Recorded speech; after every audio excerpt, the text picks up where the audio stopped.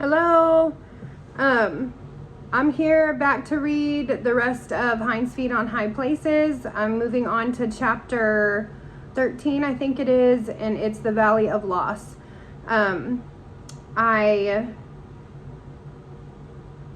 gotta sign into my tablet here. I'm gonna start over. I had actually started already and was about halfway through the chapter when my phone stopped recording because my memory is full. So hopefully that won't happen again. I deleted all the videos that I've been not deleting that I should have been deleting. Has been taking up all my storage. So hopefully I'll be able to get through this and start again. And I also am going to be doing another video this afternoon that God has asked me to do and share some personal testimony about some things that he's been revealing to me. Some revelations and visions that I've been having really that started a few years ago, and I have not shared them except for very close, very like Cody and Jessica, like my husband and my best friend. And but he instructed me yesterday that it was time to start sharing some things and that he would tell me what to share and when, and he told me this afternoon that he wanted me to share a little bit. So I'm going to do that in a separate video because it'll make it way too long. So, but if you've been watching or listening, please, feel free to be on the lookout for that second video because I'm going to get it up, try to get it up sometime today or tomorrow. It just depends. Sometimes these videos take like 24 hours to even upload. So, and hopefully that won't happen and God will just bless me with no technological difficulties. So, I'm going to get started on In the Valley of Loss. The mist had cleared from the mountains and the sun was shining, and as a consequence, the way seemed much more pleasant and easier than it had for a very long time. The path still led them along the side of the mountain rather than upward, but one day, on turning a corner, they found themselves looking down into a deep valley. To their surprise, their path actually plunged straight down the mountainside, exactly as at the beginning of the journey, when Much Afraid had been led down into Egypt. All three halted and looked first at one another, and then down into the valley, and across to the other side. There the ascent was as steep and even higher than the precipice of injury, and they saw that to go down and then ascend again would not only require an immense amount of strength and effort, but also take a very long time. Much Afraid stood and stared, and at that moment experienced the sharpest and keenest test which she had yet encountered on the journey. Was she to be turned aside once again, but in an even more terrible way than before? By now they had ascended far higher than ever before. Indeed, if only the path they were following would begin to ascend, they could not doubt that they would soon be at the snow line and approaching the real high places, where no enemies could follow, and where the healing streams flowed. Now, instead of the path was leading them down into the valley as low as the Valley of Humiliation itself. At the height which they had gained after their long and toilsome journey must now be lost, and they would have to begin all over again, just as though they had never made a start so long ago and endured so many difficulties and tests. As she looked down into the depths of the valley, the heart of Much Afraid went numb. For the first time on the journey, she actually asked herself if her relatives had been right after all, and if she ought not to have attempted to follow the shepherd. How could one follow a person who asked so much and demanded such an impossible thing, who took away everything? If she went down, as far as getting to the high places she was concerned, she must lose everything she had gained on the journey so far. She would be no nearer receiving the promise than when she started out from the Valley of Humiliation. For one black and awful moment, Much Afraid really considered the possibility of following the shepherd no longer, of turning back. She need not go on. There was absolutely no compulsion about it. She had been following this strange path with her two companions as guides, simply because it was the shepherd's choice for her. It was not the way which she naturally wanted to go. Now she could make her own choice. Her sorrow and suffering could be ended at once, and she could plan her life in the way she liked best, without the shepherd. During that awful moment or two, it seemed to Much Afraid that she was actually looking into an abyss of horror, into an existence which there was no shepherd to follow or to trust or to love. No shepherd at all. Nothing but her own horrible self. Even ever after, it seemed that she had been looking straight down into hell. At the end of that moment, Much Afraid shrieked. There's no other word for it. "Shepherd," she shrieked. "Shepherd, shepherd, help me. Where are you? Don't leave me." The next instant, she was clinging to him, trembling from head to foot and sobbing over and over again. "You may do anything, shepherd. You may ask anything. Only don't let me turn back. Oh, my Lord, don't let me leave you. Entreat me not to leave thee, nor to return from following after thee." Then as she continued to cling to him, she sobbed, "If you can deceive me, my Lord, about the promise and the hinds' feet and the new name or anything else, you may. Indeed, you may. Only don't let me leave you. Don't let anything turn me back. This path looked so wrong, I could hardly believe it was the right one." And she sobbed bitterly. He lifted her up, supported her by his arm, and with his own hand wiped the tears from her cheeks, and then said in his strong and cheery voice, "There is no question of your turning back, Much Afraid. No one, not even your own shrieking heart, can pluck you out of my hand. Don't you remember what I told you? This delay is not unto death, but for the glory of God. You haven't forgotten already the lesson that you've been learning, have you? It is no less true now that what I do thou knowest not, but thou shalt know hereafter. My sheep hear my voice, and they follow me. It is perfectly safe for you to go on in this way, even though it looks wrong. And now I give you another promise. Thine ears shall hear a word behind thee saying, This is the way, walk in it, when ye turn to the right hand or to the left." He paused a moment, and she still leaned against him, speechless and with thankfulness and relief at his presence. Then he went on, "Will you bear this too much afraid? Will you suffer yourself to lose or to be deprived of all that you have gained on this journey to the high places? Will you go down this path of forgiveness into the valley of loss just because it is the way that I have chosen? Will you trust and still love me?" She was clinging to him, and now repeated with all her heart the words of another woman tested long ago. "Entreat me not to leave thee, or to return from following after thee. For whither thou goest I will go. Thy people will be my people, and thy God will be my God." She paused and faltered a moment, and then went on in a whisper, "And where thou diest, I will die, and there I will be buried. The Lord do so to me, and more also, if aught put death part thee and me. If aught but death part thee and me." Ruth chapter 1, 16 through 17. So another altar was built at the top of the descent into the valley of loss, and another stone added to those in the bag that she still carried in her bosom. After that they began the downward journey, and as they went she heard her two guides singing softly, "O whither is thy beloved gone, thou fairest among women? Where dost thou think he has turned aside, that we may seek him with thee?" The shepherd himself sang the next verse, "He is gone down into the garden, to the beds of spices sweet, for he feedeth among the lilies, till there we are wont to meet." Much Afraid herself sang the last two verses, and her heart was so full of joy that even her unmelodious voice seemed changed and sounded as sweet as the others. "So I went down into the garden, the valley of buds and fruits, to see if the pomegranates budded, to look at the vine-stock shoots. And my soul in a burst of rapture, or ever I was aware, sped swifter than chariots' horses, for lo, he was waiting there." Considering how steep it was, the descent down into the valley seemed surprisingly easy. But perhaps that was because Much Afraid desired with her whole will to make it in a way that would satisfy and please the shepherd.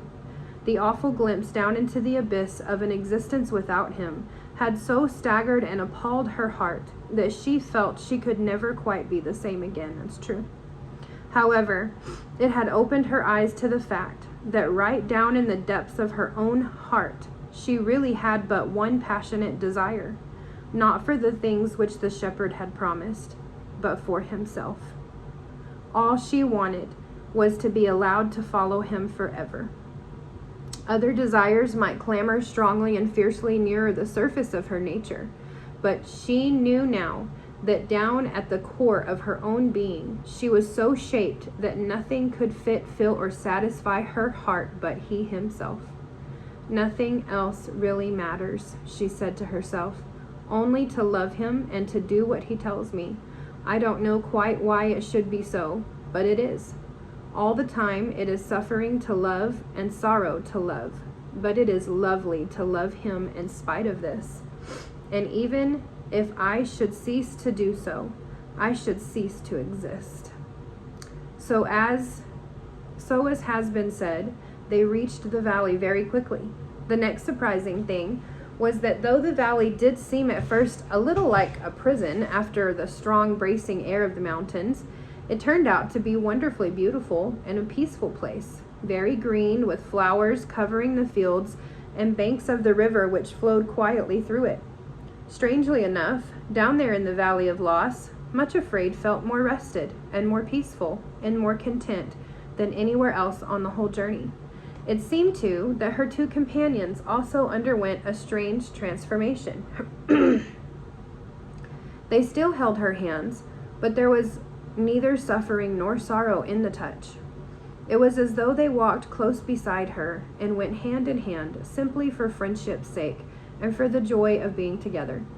Also, they sang continually, sometimes in a language quite different from the one which she had learned from them, but when she asked the meaning of the words, they only smiled and shook their heads. This is one of the many songs which all three sang down in the Valley of Loss, and it was another from the collection in the old songbook which Much Afraid loved so much. I am my love's, and he is mine, and this is his desire, that with his beauty I may shine in radiant attire, and this will be when all of me is pruned and purged with fire. Come, my beloved, let us go.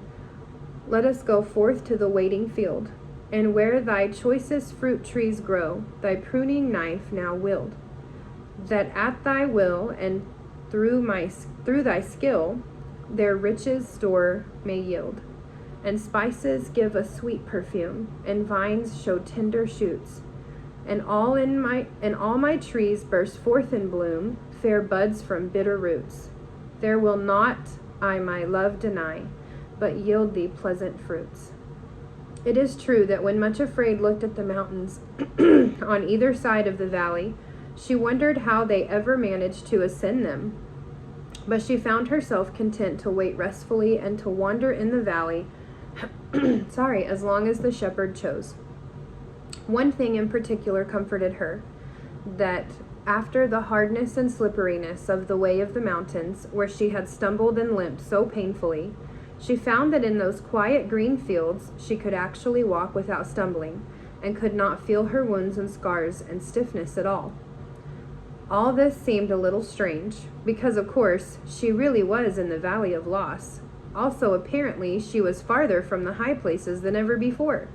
She asked the shepherd about it one day, for the loveliest part of all was that he often walked with them down there, saying with a beautiful smile that it was one of his favorite places.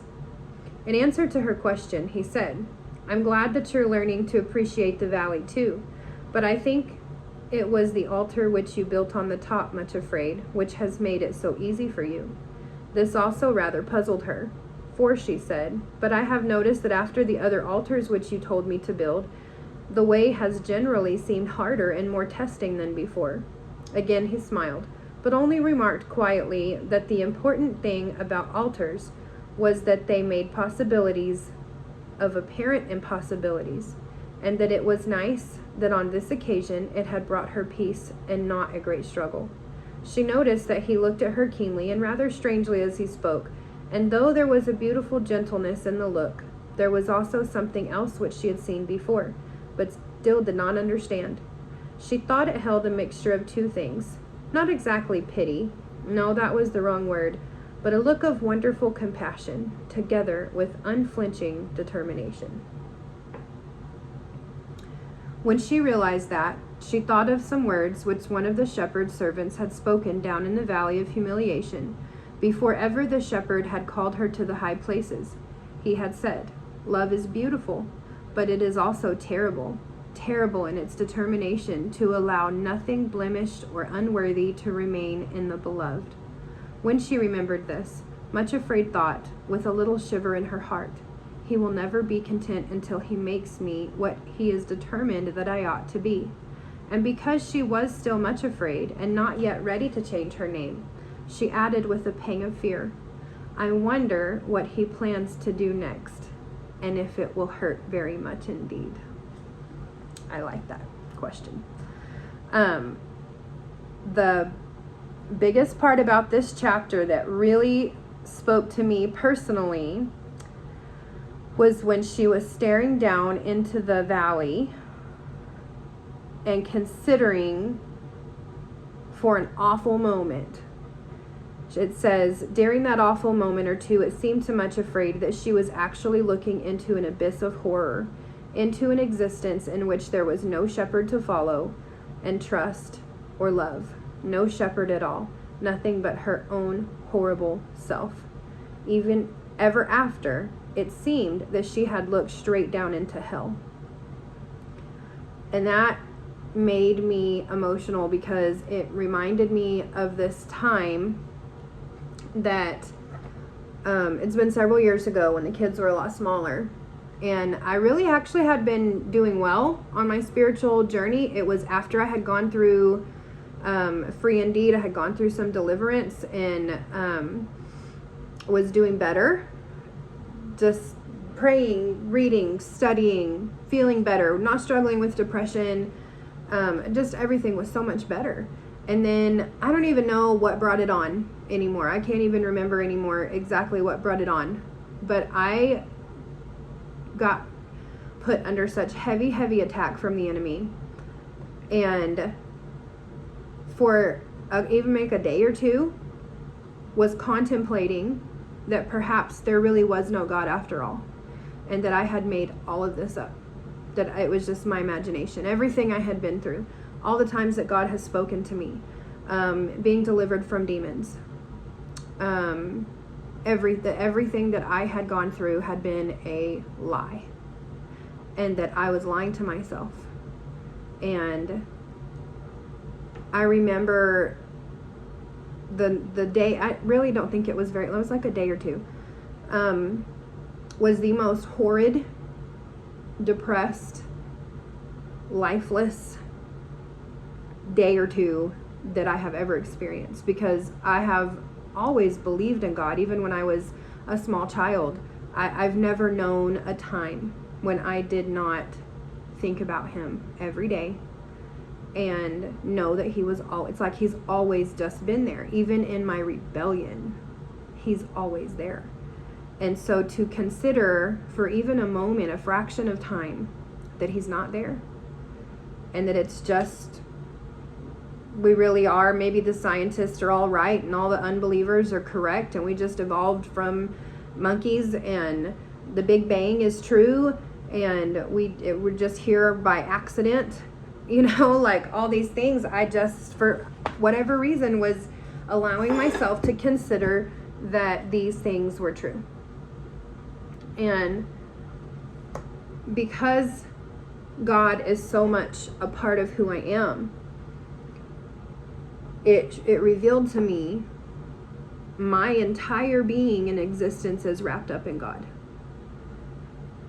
That though I am hard on myself, and we all struggle with self-condemnation, and I'm not good enough, I'm not worthy, I'm not a good Christian, I'm not a good mom, I'm not a good wife, I'm not a good friend, just the self-talk, the self-hatred, and the self-talk that we put ourselves through, was all I was left with. Because God is love. The Bible says that every good gift is from God. It's a gift. that we have him speaking to us constantly, even unbelievers. Every good gift is from the Lord. So even unbelievers who have not yet come to the acknowledgement that he is God, he's still speaking to them every day. He's still singing over them every day. He's still telling them he loves them every single moment that we are alive. Every breath that we breathe is from the Lord.